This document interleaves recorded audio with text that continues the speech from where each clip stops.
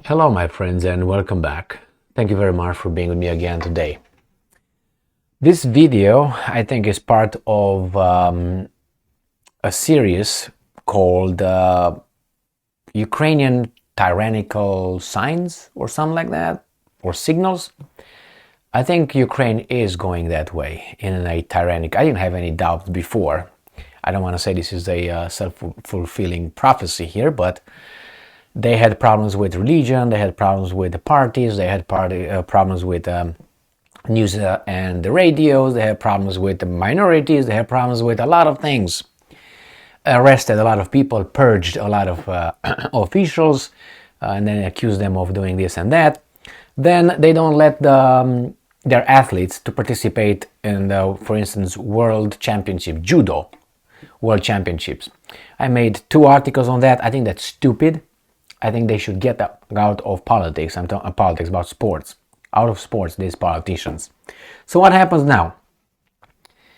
Ukraine, it's a lot of ways of showing tyrannical trends. And one of them is isolating your country from the rest of the world in an attempt, supposedly, claiming that you protect them. And you have higher moral, level standing in front of everybody else. That is, we're not going to participate in judo world tournaments because there's the evil Russians over there and we're not going to do it. Well, who's going to lose? Your athletes that you are, okay? Now we have another example.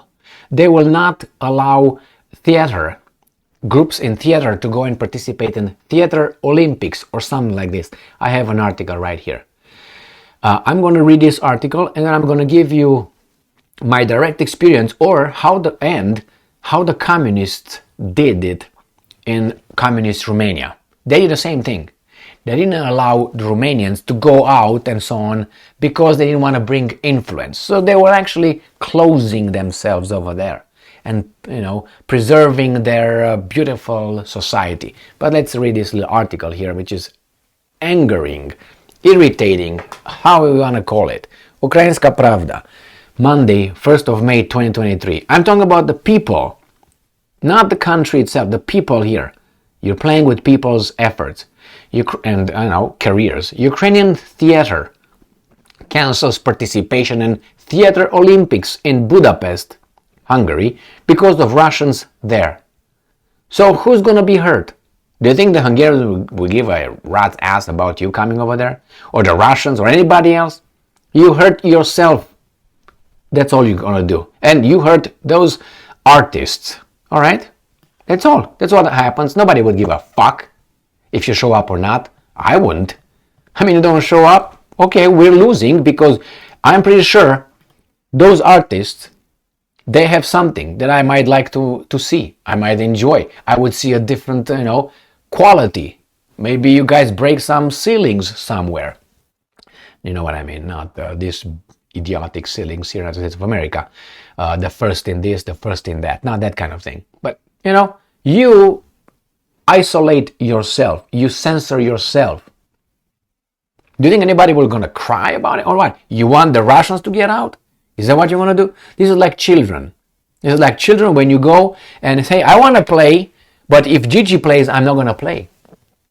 So that means either you send Gigi out and get me in, or I'm not going to be in. What is this? What is this? It's a childish behavior. And besides, you're not an important player. It's like when I used to play soccer, football, as a kid, young or whatever, you knew who's who, what's what. You knew who was good and who was bad. Imagine a guy would show up, hey, I want to play. He would be a 1 out of 10, because that's Ukraine in the world stage. 1 out of 10, or maybe not 1, 3, okay? He comes and tells the guys that are 10 and 9 and all that, you know what? If Gigi plays, I'm not going to play. Hey, mofo, in the first place, nobody wants you. Go home, do your homework, and nobody will play with you because you're ugly and you don't know how to play soccer. Get out.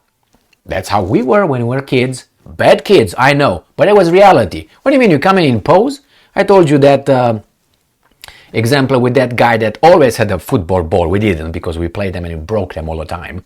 Played so much. So this guy was not playing, was just bouncing the ball. Punk, punk, punk. So he always had the ball. Not that kind of ball, but ball. And we were trying to play soccer, football, and we didn't have balls. So the people were playing. So we get this guy into, come on, man, let's play. We would not play with him. He was a pussy. That's how he was. But we wanted his ball. So we put him in. We played with him. After he started demanding stuff, he was not a good player. He was not a bad player, but not a good player. How should I put it? A 4 out of 10. Okay? So you know what I mean? After a while, he started demanding to be like the captain to make the tactical. You can imagine how other people felt about that. I mean, you're a 4. What do you mean? I mean, after you put up with this shit for a while, then after you played an hour and a half or something, or maybe more, and you got tired, you say, okay, you got sick of him and tired of playing. You get his ball, kick it. You know exactly where to kick it. In a certain location where there was an old lady that if she saw the ball falling over there, she would come out with a knife and so we kick it that way. That's true story, and people who know me know exactly who I'm talking about. You kick it over there with Miss whatever, Ungureanu, and she would fall over there. She would come out like waiting for it, like they're gonna kick the ball, and then, and that was it. Now that's you, and say smack the guy, go home now. Now, was that good? No, we were pigs. But I'm just giving you an example of how it was. And that was reality. That's how it's in the real world. Oh, we're all allies. No, we're not. Because the guy became, demanding where he shouldn't demand. We wouldn't play with him. He was not good enough. But we made a, compromise. He made a compromise playing with the bad boys, and we made a compromise playing with the pussy. But we needed his ball. So the transaction was voluntary. Like you go in and apply for a job. You sign a contract, that's it. Don't complain, I'm not paid enough. Here is what you signed, mofo, right here. You don't like it? Out. Or renegotiate. Don't complain, start complaining. Why do you complain? You signed it. The same, Donnie, what do you want?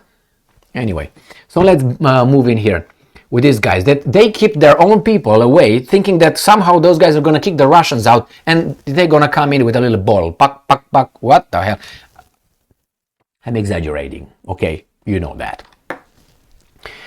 The Ivan Franco National Academic Drama Theater has refused to participate. Refused. Nobody begs you.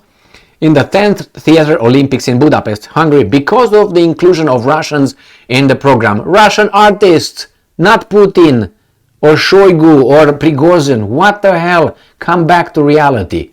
And I'm quoting, more than 4 months ago, we agreed to participate in the Theater Olympics with the performances of the Resistible Rise of Babu Bubo and Caligula, okay? Only after receiving assurances, we received assurances that the organizers that there would be no representatives of the aggressor country Russia in the program. So they demanded blackmail. Okay, you stay out. I'm for art. I don't care about Putin politics they kill over there. I want to see art. They're human being. Did they do anything to you? What do you want them to do? To go and strangle Putin by the balls or something? The theater representatives has also said that in a letter to the organizers dated 19th of January, they reiterated their position and stressed that, and I'm quoting, calls for a dialogue with politics and the restoration of destroyed bridges with Russian artists are absolutely unacceptable. Then you stay outside. Self-censorship, you idiots. What did they do, these Russian artists? What did they do to you exactly? They promote their culture? Not allowed to? I guess not.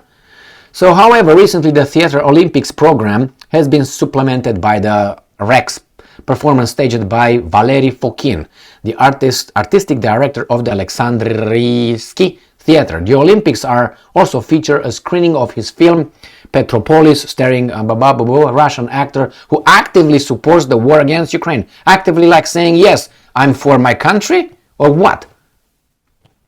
Anyway, I'm not going to go back and read this. The point is, these guys are just censoring themselves. And let me go back now to what I was saying about Romania. Romania was a great country with a socialist system until 1989, because we were fed to the evil Soviets by the free world. Okay, got that? Got that? All right. And if you want explanations, call me. I will make videos on that when I'm going to ask for my reparations. Okay, so these guys that ask reparations here, I'm going to ask reparations for them because they were part of all this when we were thrown to the Soviets. So anyway, Romania became a socialist country with a communist one-party system, communist system. They tried to implement rich communism. So anyway, these guys did this. You cannot travel, go abroad. It was very hard to go and participate in theater things and so on. You always had the security with you. We did not have but only 1 or 2 TV stations, 3 hours a day. That was it. And it was politics mainly. So they did not give us information. They were protecting us from the West, which, yes, protect us from garbage from the West, but not from the West. Because the West has good things and bad things, as the communist system has good things and bad things. So protect me from garbage, don't protect me from the West overall. But again, who's in charge and who determines what's garbage and what's not garbage? It's a different story. The problem is these guys were isolating and insulating Romanians from, having contact with outside world. Now, what's going on here? And they were not, the Romanians, the communists, whatever, who was in power then, were not demanding that everybody else, if we're going to participate in the Olympics, if the United States participates, we're not going to participate. They did this kind of boycott in 1984, but that's, I think, after the Americans and the West destroyed, I think it was something in 1980 in Moscow, if I remember correctly. And then these guys did the same thing when it was the United States of America. Romania did not. Romania said, oh no, we're going to show up, we're going to get our medals more than ever because the Russians are not there. The Soviets are not there. The Ukrainians are not there. And Soviets always were either the first or the second country winning medals. So they're gone, woo-hoo, we all go up. So the same thing right now. You guys, you don't show up in your Olympics, other countries the same. Judoka. I'm pretty sure that the Ukrainian judokas are very tough. Why? Because I met Kyokushin fighters from Ukraine when I used to be a fighter and that kind of fighter. And yes, they were tough as fuck. As the Russians were, as the guys from Kazakhstan, and yes, the former Soviet, yes, they were tough as hell. Not the ones from the West. We're not afraid of those guys. We're afraid, if you know what I mean, to meet those guys because it was a tough fight with those guys. Well, there were tough guys over there as well, but there was a different system, which is boom, boom, boom, go and fight. The Russian or the Soviet, how you want to call it, the Poles were strong. The Poles were strong as well. The Hungarians were very strong, very strong. Anyway, let's go back to this. So let's imagine that all of a sudden the Soviet Union will not participate. Psst, everybody, all the weasels will be happy. More for me. But your conscience will tell you, hey, I won the, let's say, the Olympic medal, but I know that Gigi, Mikey, and Tony, or Ivan, Sergei, and Vladimir did not participate. They could have kicked my ass in a fight. So I am, but I know that if maybe if those guys would have participated, I would have taken maybe 4th place. So you know what I mean? Let them participate. Let culture communicate. Don't. These guys are just destroying human relations. It's like this kind of attitude means we want to erase that country, that culture. That's not a good,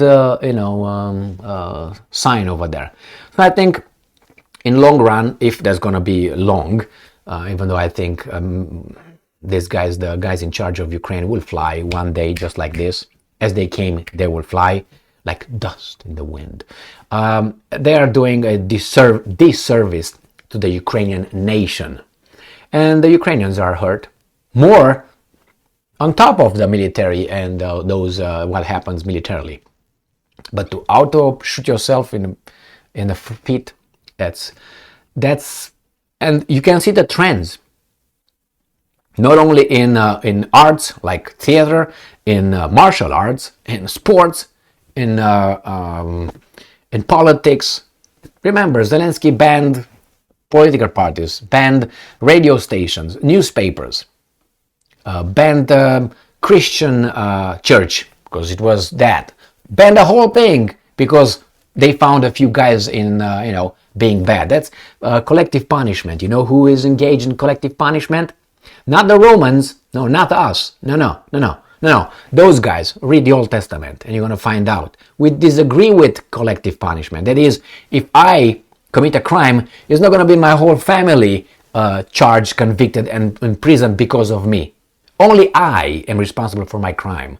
Okay, so that's collective punishment. And these guys seems like they somehow, from this we go to this, everybody is guilty. By association. Well, by association you go from Putin, you go to the Putin leadership, Russian politics, Russian nation, Russia overall, and then you go to humanity. So you're gonna do what?